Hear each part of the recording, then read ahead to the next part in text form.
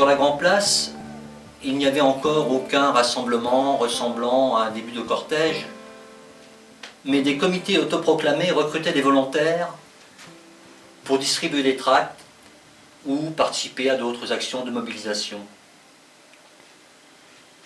J'ai accepté, sans trop me faire prier, de participer à une opération qui consistait à faire le tour des zones industrielles par petites équipes pour aller engager le dialogue avec les ouvriers. C'est ainsi que je me suis retrouvé en compagnie de 5 ou 6 jeunes, tout aussi novices que moi, devant les grilles d'une imposante usine métallurgique. C'était la première fois que j'allais pénétrer dans une véritable usine, que j'allais rencontrer au cœur de leur forteresse ceux qui, par la grève, ont conquis le droit de défendre leurs intérêts de classe. Et je répétais mentalement, comme pour en percer le secret, le seul mot d'ordre que je connaissais: unité des travailleurs manuels et intellectuels. Ce leitmotiv circulait parmi nous comme un sésame censé ouvrir toutes grandes les portes de la Révolution. Elle veut que nous rejoignions la fête en farandole.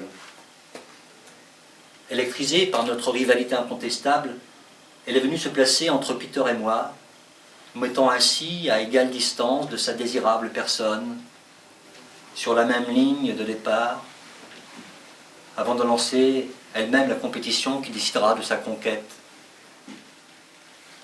Déployés sur toute la largeur de la rue, nous courons en chantant à tue-tête. Dora est heureuse. Elle rit, amusée de l'effet que va produire l'irruption de sa bande au milieu de la foule. Elle rit, grisée de courir entre 2 garçons dont elle fera bientôt de l'un son amant. Elle nous attire contre elle et nous repousse tour à tour, au gré de son plaisir.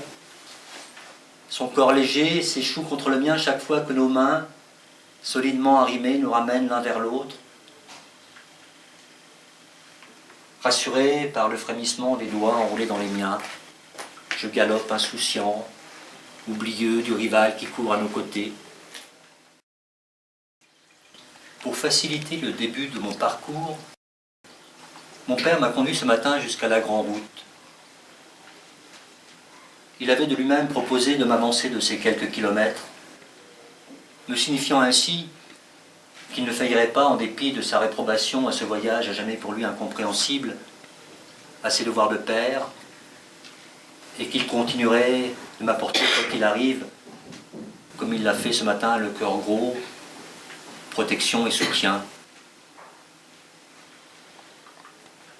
Pendant le court trajet dans la vieille Aronde, j'ai enduré le silence entêté où il s'était plongé. J'ai lu dans son mutisme les questions et les peurs qui l'étreignaient au moment où il me livrait lui-même aux incertitudes de la route, à ses dangers peut-être. J'ai ressenti sa peine sans en être ébranlé. J'étais trop excité par l'élan du départ pour m'attrister de son chagrin. Je l'aperçois, assise au premier rang, attentive aux circonvolutions de l'orateur. Elle semble moins émue que moi par le souvenir de nos roulades, captivée par les prises de parole qui dans la salle se répondent indéfiniment sans jamais totalement se comprendre. Elle ne perd rien des affrontements verbaux, aiguisant son instinct à traquer les dissidences, les déviations ou les simples tiédeurs.